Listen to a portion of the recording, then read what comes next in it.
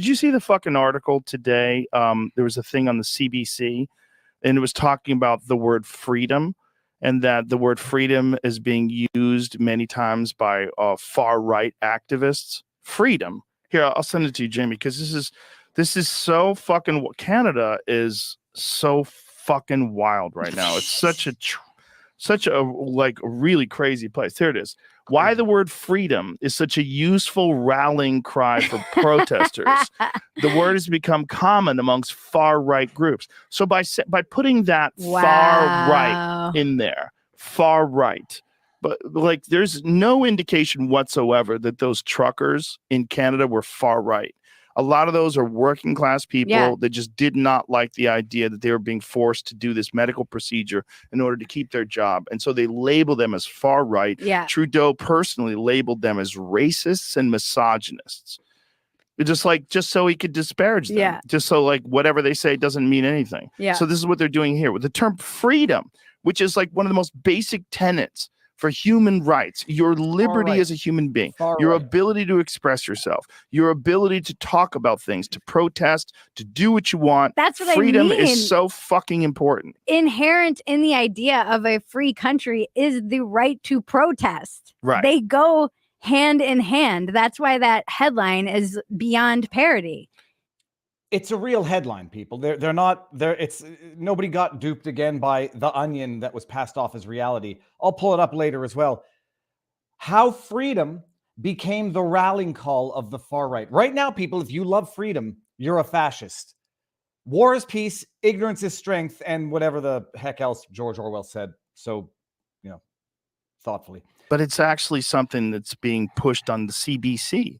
Which is really crazy. Well, it's sinister. Like they're setting you up for this idea that you requesting freedom. It's like it puts you in the category of anti-vaxxers or racists or far right people. It's just these weird ways that mainstream media has fallen into labeling people in order to pass an agenda and pass this to put this narrative out there. I'll just stop it there.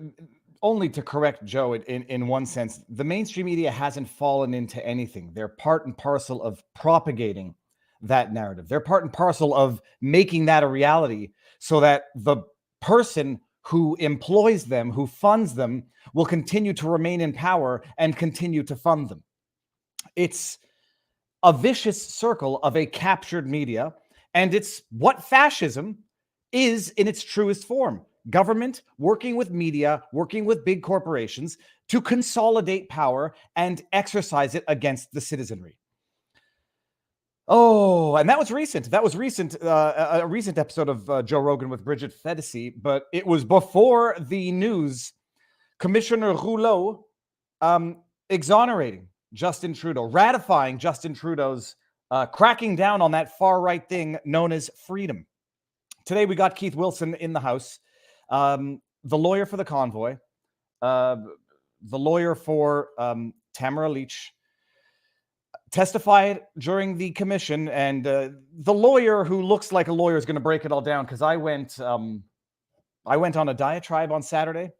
I said what I think on Saturday. Now we're going to get someone who is closer to the action, who's currently practicing. Although I think what I'm doing here is, the practice of law. I'm just not doing it for clients. I'm doing it for my own. Trying to understand what's happening to my country.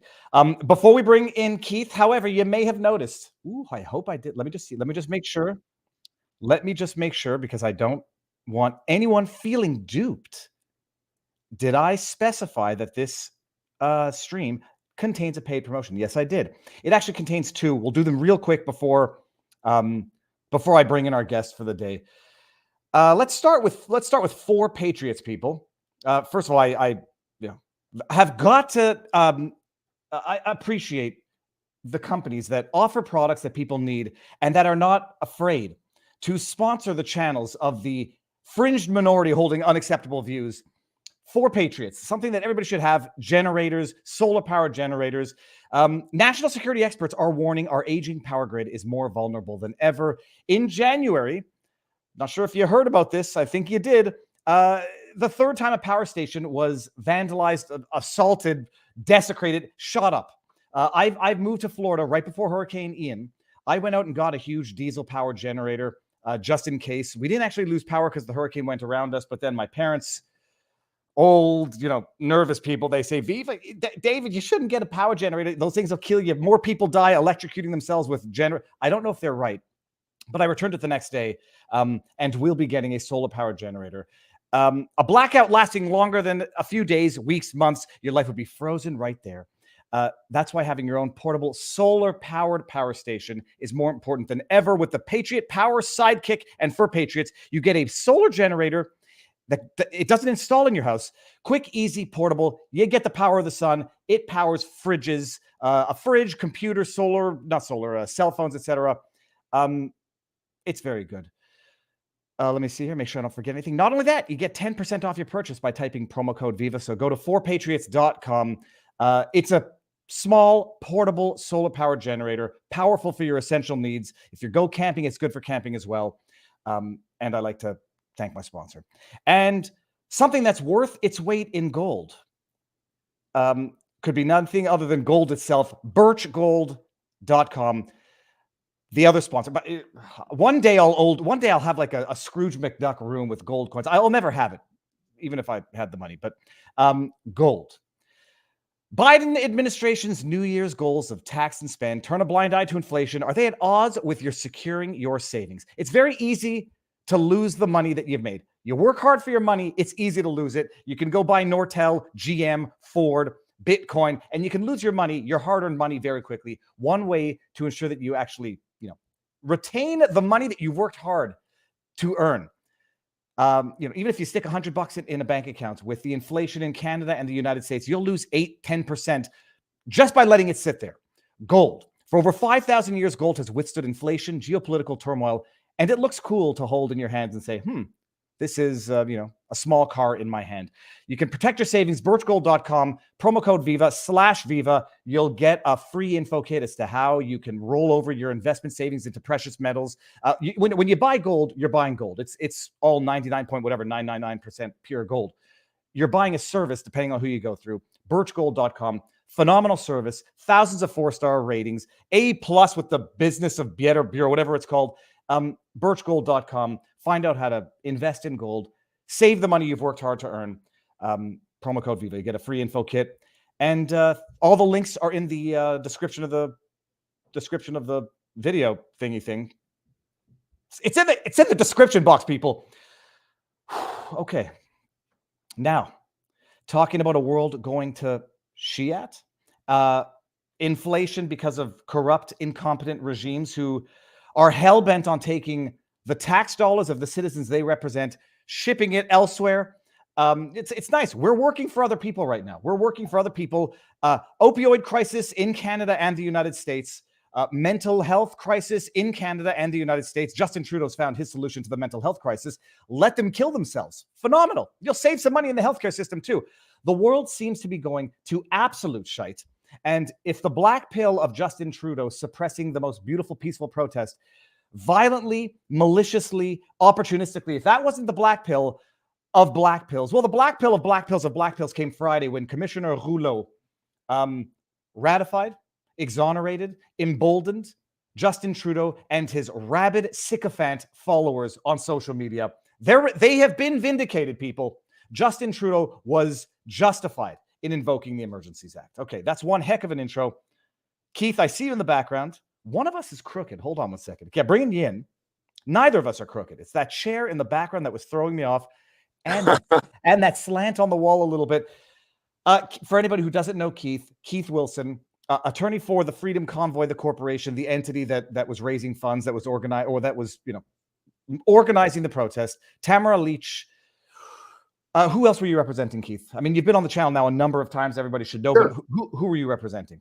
Was and am representing Tamara Leach, Chris Barber, a number of the other individual original road captains like Miranda Gazer, who is led the convoy out of Lloydminster, Alberta, and she was the Northern Alberta road captain for the convoy and a volunteer on the ground in Ottawa. She had the burner phone for the number. if any truckers needed help, and the trolls got a hold of it. So she had some pretty spectacular messages in the middle of the night many times. And a number of other individuals who were the original convoy leaders. Sean Tyson, who led the southern BC portion of the convoy, the southern BC road captain, heavily involved in the various logistics rooms in Ottawa during the protest, and he's been on the board ever since, as well as I'm not going to name them all, but I'll just touch on a couple of profile ones, like former Army Captain Tom Marazzo, who was a veteran of our Canadian Armed Forces for, I believe, 17 years, as well as former RCMP Danny Bulford. So the real core group, I think, is how you could describe the clients people I've been representing in Ottawa during the protests, as well as the inquiry, as well as dealing with the $400 million class action lawsuit, dealing with all the Attorney General orders, forfeiture orders, seizure orders, criminal code orders relating to the remaining donated funds that weren't already returned to the donors, as well as helping coordinate the criminal defense teams. Because remember, Tamara and Chris still have a 3-week trial coming up in September, where the Crown is seeking 5 to 10 years in jail. Yeah, well, we're going to touch on the impact of this order, not just on Canada, but on the individuals who are currently still facing charges and that civil lawsuit. Keith, before we even get started, I clarified it on Saturday. I'll clarify it again. I think it is definitively known Commissioner Rouleau is not the uncle-in-law of Justin Trudeau. I think a number of people have broken down the family connections. What looked like Paul Rouleau being the brother of Pierre Rouleau, Pierre Rouleau was married to Justin Trudeau's aunt. I think we can agree now, definitively not the same Pierre Rouleau or Paul Rouleau. So there's no family relations even extended through marriage between the Commissioner Rouleau and Justin Trudeau. So everybody should know that and not repeat that inaccurate information. There's political connections, which might be, holier than family. Are you familiar with Commissioner Rouleau's political history linked to the Liberals? Yeah. First of all, I should let everybody know that I'm not in my office with my normal setup with my high-speed internet. I'm in a hotel room, so we're all at the mercy of hotel Wi-Fi. I do have a backup plan here, Viva, to switch to cellular if it becomes problematic. So please let me know if I start breaking up. Will do. And I'm not on my normal camera, but I have never been preoccupied with the various rumors about a family relationship, because to me, the greater concern has been the fact that Mr. Rouleau was, and it's not in dispute, was the chief of staff to former Liberal Prime Minister John Turner. He's also held a number of several high positions in the Liberal government, in political type positions within government. His ties to the Liberal Party are deep and well established. We were immediately concerned when he was selected last year, 60 days after the revocation of the Emergencies Act. We were very cautious as to whether he would truly provide impartial and an unbiased approach. We planned that he would prepare, that we would be part of political theater that they created, and that his report would be a whitewash. Keith, I feel like an idiot. I thought it was a foregone conclusion that it was so egregious that at best for Trudeau, it would be a slap on the wrist, a sternly worded, we understand he had the best of intentions, but it overreached the bounds of justice in a free and democratic society. Freezing bank accounts, which tied in innocent spouses, was a bridge too far. We have the courts for injunctions. We have the courts for Mariva injunctions for seizing of bank accounts. Although he meant well and thought he was protecting the citizens, he should not have done this. And that's what I thought it was going to be, at best for Trudeau. I could not have envisioned this in my worst nightmares. Well, we did, but remember my prediction, which was wrong, was that, and here's what I think their smart move would have been. I think they've made a mistake. I think politically they've miscalculated. So let me first remind, I think you and I talked about this in one of our interviews. Here's what I thought the report was going to say. I thought the report was going to emphasize the fact that his mandate, if you actually read it, was not to determine whether the invocation was justified. His mandate was to inquire into the circumstances that led to the invocation. So that cleared the way for him to write a report that said those who felt that the invocation was not required, including all of the police officials, CSIS, and so on, as well as the protesters, etc., felt that it wasn't needed to be used for these reasons. And then he would say those who felt that it was needed, felt the Prime Minister's office, the Privy Council office, Mendocino, cabinet ministers, felt that it was needed for these other reasons. The end. And then I would look to the things that were supportive of my clients and say C, and then the government would look to things that were supportive of their position and say C. It'd be like a Rorschach test, right? They didn't do that. Remember the pattern. And Tamara's pointed this out to me, Tom Marazzo, Danny, when we were in Ottawa on the ground during the protests, the peaceful protests that were not violent until the police used violence on peaceful Canadians, was the government always overplayed their hand. And I've said this before. So the government, for example, and I love this one, and I know you love it too, as do many Canadians, no fuel to the truckers. That was an overplay because they would, they had to survive. It was minus 25, minus 30 degrees. So they need fuel for the heaters in their trucks. Well, what was the reaction of the Canadian population? I am Spartacus, right? Everybody showed up with jerry cans. It was beautiful. Then even leading up to the invocation of the Emergencies Act, they didn't need to do it. If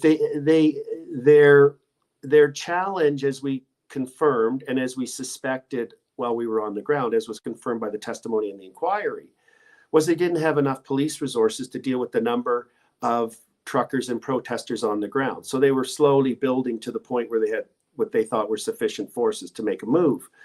It wasn't the Emergencies Act that had anything to do with that. But so they overplayed their hand by bringing in the Emergencies Act when they really actually didn't need to if they wanted to end the protest. Well, but they didn't need to if they wanted to end the protest. To me, it became clear during the commission that Trudeau did not want to end the protest. He wanted to trigger a violent response. That's what he wanted to do. And everything he did was an attempt to trigger a violent response from the crowd, which never happened, even when they came in with armored trucks and snipers on roofs and drones and horses and beat the shit out of the protesters.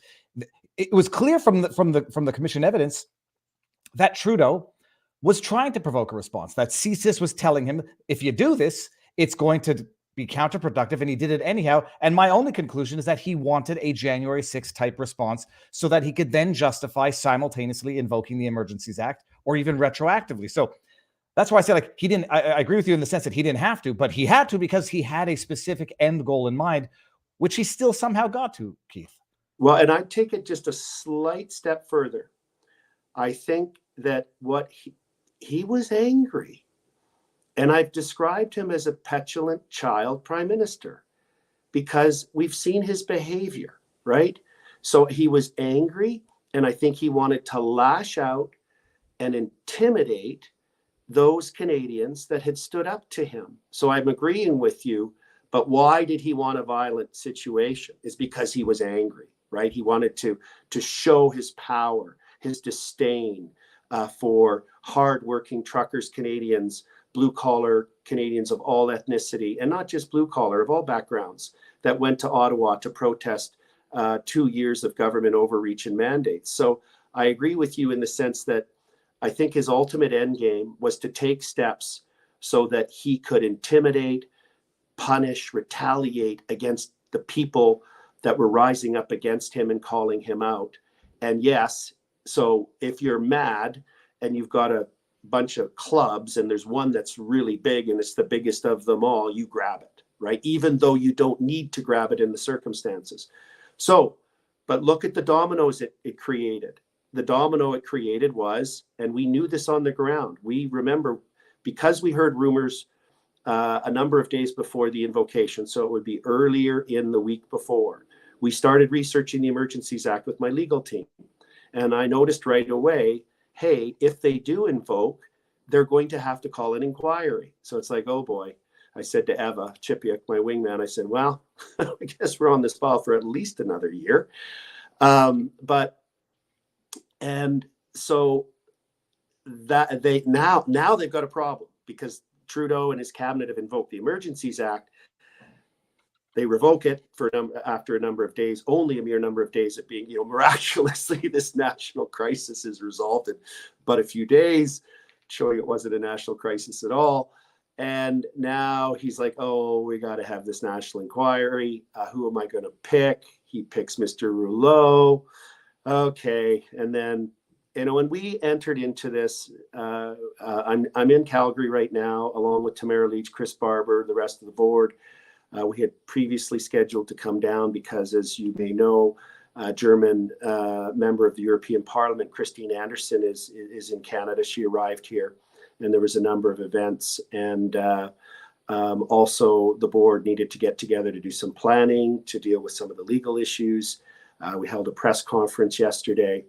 But I don't know where I was going with this. I lost my train of thought. Christine Anderson was on. She came on for a half hour Yes. last couple weeks ago. Fantastic person.